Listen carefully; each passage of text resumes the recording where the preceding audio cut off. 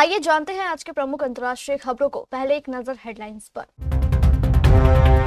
Vedanta group के chairman Anil Agarwal के बेटे का निधन, स्काइनिंग के वक्त हुआ बड़ा हादसा। जेएनयू नारेबाजी मामले में केस दर्ज, पीएम मोदी और अमित शाह पर हुई थी आपत्तिजनक टिप्पणी। वेनेजुएला के बाद यूएस के निशाने पर भारत, चीन और ब्राजील। 500% टैरिफ लगाने वाले बिल को ट्रंप ने दी मंजूरी। ट्रंप ने दिखाया असली रंग, वेनेजुएला के तेल पर कब्जे के बाद कर रहे मनमानी। ट्रंप ने अमेरिका को 66 अंतर्राष्ट्रीय संगठनों से निकाला बाहर। डोनाल्ड ट्रंप तुम्हें मार डालेंगे, अमेरिकी सीनेटर ने ईरान के सुप्रीम लीडर खामेनेई को दी खुली धमकी।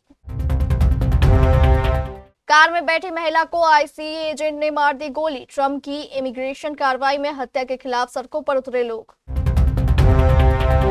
इंडिगो की उपलब्धि, भारत का पहला एयरबस A321 XLR विमान दिल्ली में उतरा। खौफ से भर जाएगा थिएटर, अक्षय कुमार की भूत बंगला इस तारीख को देगी दस्तक। और आखिरी गेंद पर छक्का उड़ाकर पलटा T20 मैच, BBL में 19 साल के लड़के ने कर दिया खेला।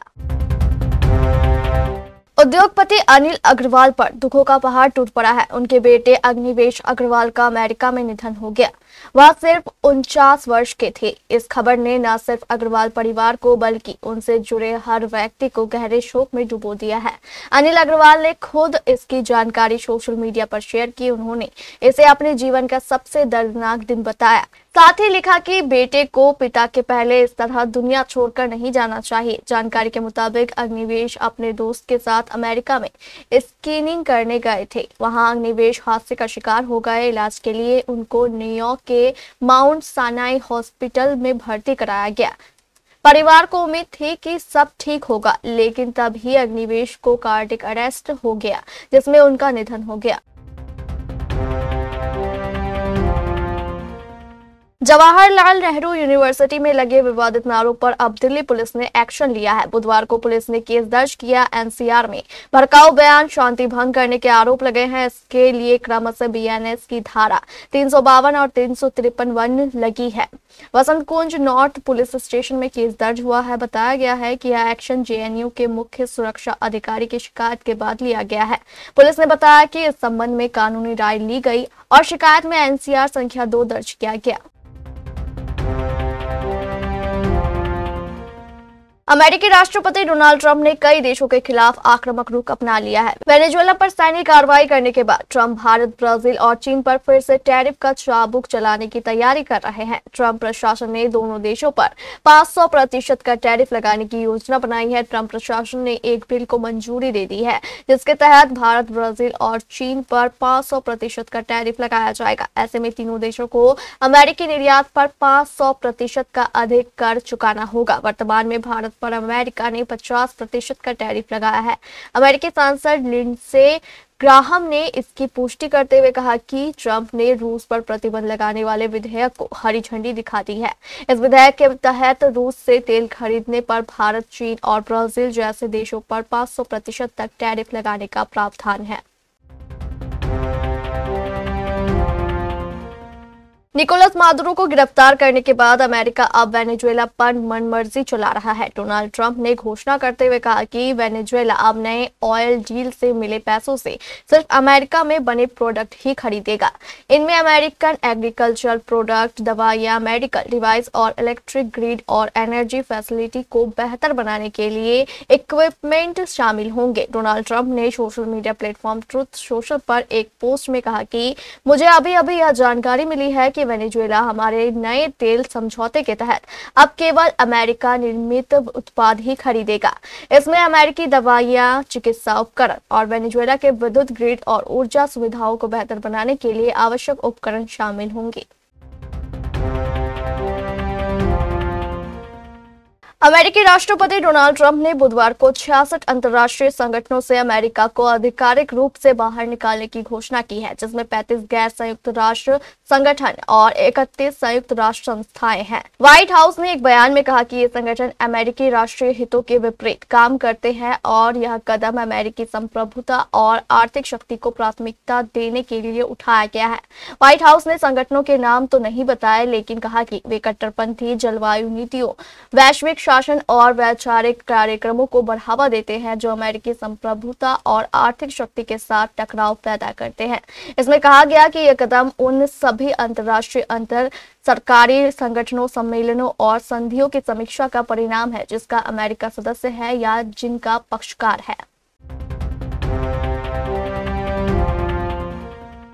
ईरान में भारी विरोध प्रदर्शनों के बीच अमेरिकी सीनेटर लिंडसे ग्राहम ने supreme leader Ayatollah Ali Khamenei को खुली धमकी दी है। सीनेटर ग्राहम ने कहा कि अगर ईरानी सुरक्षा बल प्रदर्शनकारियों की हत्या जारी रखते हैं तो अमेरिकी राष्ट्रपति Donald Trump supreme leader Ayatollah Ali Khamenei को मारने का आदेश दे सकते हैं। ईरान में महंगाई और करेंसी में गिरावट को लेकर पिछले एक सप्ताह से ज्यादा समय से भारी विरोध प्रदर्शन चल रहे हैं। ईरानी शासन ने प्रदर्शनों को दबाने के लिए सख्त रुख अपनाया है। अब तक 35 से ज्यादा प्रदर्शनकारी मारे गए हैं। कई जगहों पर सुरक्षा बलों के प्रदर्शनकारियों पर फायरिंग करने की खबरें हैं। अमेरिका में राष्ट्रपति डोनाल्ड ट्रंप की सख्त इमिग्रेशन नीति के बीच एक और हिंसक घटना सामने आई है। मिनियापोलिस में बुधवार को एक अमेरिकी इमिग्रेशन एजेंट ने कार में बैठे 37 साल की महिला को गोली मार दी। गोली लगते ही महिला की मौत हो गई। घटना की तस्वीरों में कार का खूनी एयरबैग साफ दिखाई दे रहा है। स्थानीय और संघीय अधिकारियों के मुताबिक आईसीई एजेंट महिला की कार के पास पहुंचे थे। इसी दौरान महिला ने कार आगे बढ़ाने की कोशिश की और तभी एजेंट ने गोली चला दी। महिला की पहचान रैनी गुड के रूप में हुई है। उसकी मां के मुताबिक रैनी के 3 बच्चे हैं और वह किसी भी आईसीई विरोधी प्रदर्शन समूह से जुड़ी नहीं थी। मिनेसोटा से डेमोक्रेट सीनेटर टीना स्मिथ ने कहा कि महिला अमेरिकी नागरिक थी और इमिग्रेशन ऑपरेशन का टारगेट नहीं थी। घटना के बाद इलाके में गुस्सा फूट पड़ा। प्रदर्शनकारियों ने नारे लगाए। हालात इतने बिगड़े कि भारी हथियारों से लैस फेडरल एजेंटों को गैस मास्क पहनकर उतरना पड़ा और भीड़ को तितर बितर करने के लिए केमिकल एडिटिव्स का इस्तेमाल किया गया। भारत की सबसे बड़ी एयरलाइन इंडिगो ने एक ऐतिहासिक उपलब्धि हासिल की है। कंपनी ने अपना पहला एयरबस A321 XLR विमान दिल्ली की इंदिरा गांधी अंतर्राष्ट्रीय हवाई अड्डे पर उतारा। यह भारत का पहला A321 XLR विमान है जो इंडिगो को लंबी दूरी की अंतर्राष्ट्रीय उड़ानों में नई ऊंचाइयों पर ले जाएगा। इंडिगो ने सोशल मीडिया पर विमान के दिल्ली में लैंडिंग की झलकियां साझा की और लिखा, touch down in Delhi. Bharat का पहला A321 XLR आखिरकार घर पहुंच गया है। यह विमान हैम्बर्ग से अबू धाबी होते हुए दिल्ली पहुंचा। एयरलाइन ने 23 जनवरी से मुंबई एथिस और 24 जनवरी से दिल्ली एथिस रोड पर A321 XLR विमान तैनात करने की घोषणा की है। इसके साथ ही इंडिगो ने लंबी दूरी की नैरो बॉडी विमानों की उड़ानों में कदम रखा है और भारत और ग्रीस के बीच सीधी उड़ानें संचालित करने वाली एकमात्र भारतीय एयरलाइन बन गई है।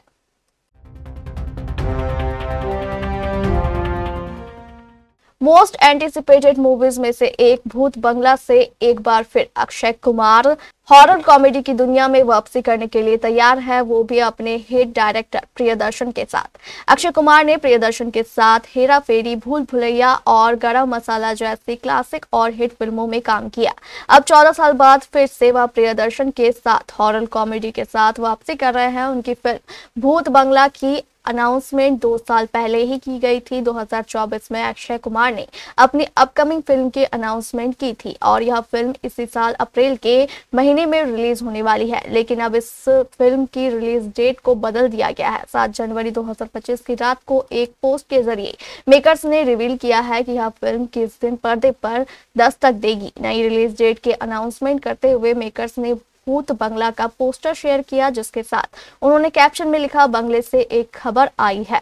बात करें फिल्म की रिलीज डेट की तो यह फिल्म 15 मई 2026 को बड़े पर्दे में रिलीज होगी। बीबीएल 2026 यानी बिग बैश लीग 2026 में मेलबर्न रेनेगेड्स ने रोमांचक मुकाबले में पर्थ स्कॉचर्स को 4 विकेट से हरा दिया। पर्थ स्टेडियम में गुरुवार को पहले बल्लेबाजी करते हुए स्कॉचर्स की टीम 19.2 ओवर में 127 रनों पर सिमट गई। जवाब में रेनेगेड्स ने आखिरी गेंद पर जीत हासिल की। मैच के हीरो 19 साल के ओलिवर पिक रहे, जिन्होंने दर्शकों के शोर के बीच आखिरी गेंद पर छक्का लगाकर टीम को जीत दिलाई। जीत के लिए उनकी टीम को 4 रन चाहिए थे और पिक ने एरोन हार्डी की गेंद को फाइन लेग के ऊपर से स्टैंड्स में भेज दिया। इससे पहले पिक 17वें ओवर में कैच आउट दिए गए थे, लेकिन रिप्ले में गेंद जमीन को छूती दिखी और उन्हें जीवन दान मिला। इसके बाद उन्होंने कप्तान विल सदरलैंड के साथ अहम साझेदारी निभाई। गेंदबाजी में गुरिंदर संधू ने 4 विकेट लेकर स्कॉचर्स को बड़ा स्कोर बनाने से रोका। पर्थ की ओर से एरोन हार्डी ने सबसे ज्यादा 44 रन बनाए, लेकिन टीम का मिडिल ऑर्डर पूरी तरह लड़खड़ा गया और आखिरी 5 विकेट सिर्फ 16 रन में गिर गए। ओलिवर पिक को उनकी दमदार पारी के लिए प्लेयर ऑफ द मैच दिया गया।